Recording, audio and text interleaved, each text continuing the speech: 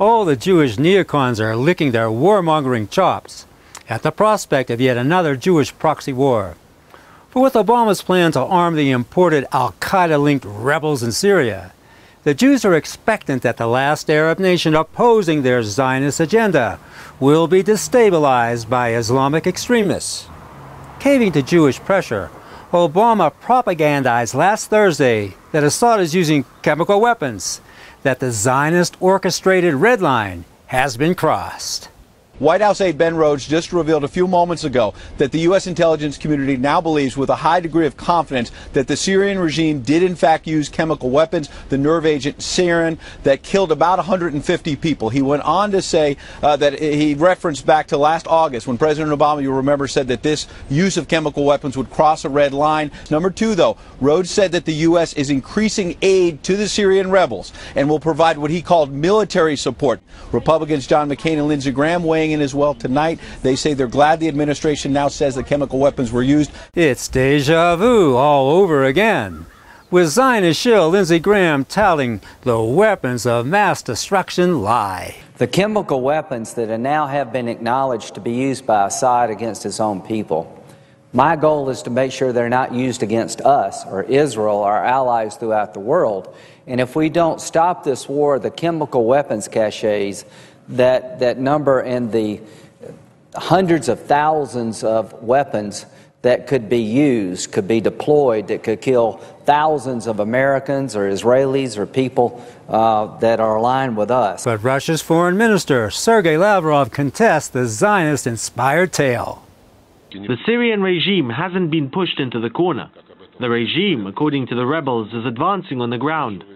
What's the point of the regime using chemical weapons, and in such small amounts, all to set itself up? Lavrov also challenges the propped-up red line, saying that America's evidence doesn't meet criteria for reliability stipulated by the Organization for the Prohibition of Chemical Weapons. There are certain rules of the Organization for the Prohibition of Chemical Weapons, which suggest that samples of blood, urine, clothes, and soil can be classed as evidence only if these samples were collected by the organization's experts, and if these experts controlled the samples en route to laboratories. Our U.S. colleagues failed to assure us that these procedures were adhered to. And why are we hearing over and over again from the Jewish-owned press that Assad is using chemical weapons on his own people? Assad has support of the people.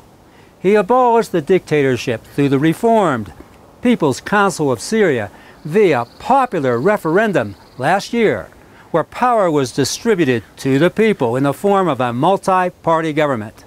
Assad is not looked upon as dictator, but as first citizen. So why aren't the Jews publishing the political reforms of Assad? They've got their own agenda. That's why all you hear from these perjurers is that Assad is a mad dictator who hates his own people. Pure lies. Both Richard Haass, president of the Council on Foreign Relations, and Eliot Engel, ranking member of the House Foreign Relations Committee, both Jews, are hell-bent on bringing America into yet another disastrous war for Israel, beginning with arming those democracy-loving rebels. I don't hold out a lot of hope for the peace conference, and that's putting it mildly. I hold out very little hope. I worry, actually, it could even go against us. I can imagine situations where the Assad government would pose as the supporters of a diplomatic outcome. The opposition, for good reason, would reject it. In the case of Syria, I would be in favor of selective so-called lethal or military help to oppositionists. I will be introducing legislation to allow the president to arm the rebels. I think it's time to do that. I think the Free Syria Army needs help. It's not about a struggle for democracy at all. It's a struggle for power. The Islamic rebels are simply a tool in the hands of global Jewry. So is Obama, who is enabling the Zionist agenda to topple Assad and to install a regime of competing militias, where internal strife will give entree for the Israelis to walk all over that hapless country. The Iran-Syria-Hezbollah bloc will then be destroyed, and the last obstacle in the way will be an isolated Iran, where American Gentile soldiers will spill their blood for Jewish supremacist goals. Jews do not send their own to die in U.S. wars for Israel abroad. But body bags for young American Gentiles will be the order of the day in yet another war for the Jews.